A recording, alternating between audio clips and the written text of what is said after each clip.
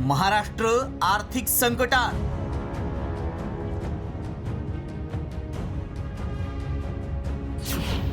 कर्जाचा डोंगर, फुकट्या योजनांना घरघर।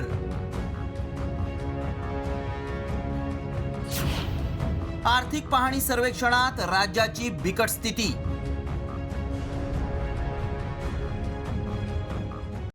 कॉमस्कोर नुसार आता isakal.com आहे देशातील नंबर 1 ची मराठी न्यूज वेबसाईट।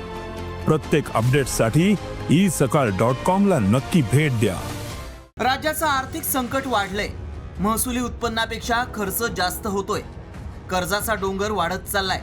त्यामुळे मोफत योजनांना घरघर लागली आहे। कर्ज आणि व्याजापोटी मोठी रक्कम खर्च होतीये।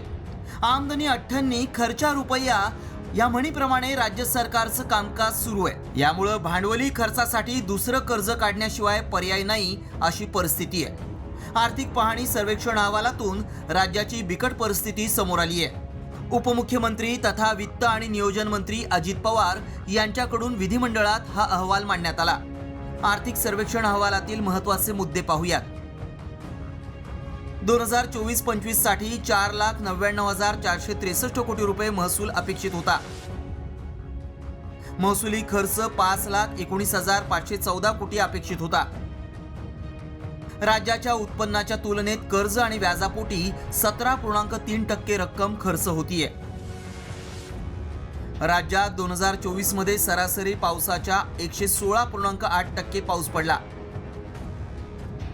203 तालुक्यांमध्ये अतिरिक्त 68 तालुक्यांमध्ये सरासरी आणि 84 तालुक्यांमध्ये अपुरा पाऊस पडला। कृषी गणनेनुसार लागवड क्षेत्रात प्रचंड घट आहे। लाडकी बहीण योजनेसारख्या मोफत योजनांमुळे राज्याच्या तिजोरीवर भार वाढलाय। मध्यंतरी स्टेट बँक ऑफ इंडियानं अशा योजनांमुळे राज्य आर्थिक संकटात येऊ शकतं असा इशारा दिला होता। आर्थिक पाहणी सर्वेक्षण अहवालातूनही हीच बाब अधोरेखित झाली आहे। आता मुख्यमंत्री देवेंद्र फडणवीस राज्याला आर्थिक संकटातून कसं बाहेर काढतात हे पाहणं महत्त्वाचं ठरणार आहे। ब्युरो रिपोर्ट, साम टीव्ही न्यूज।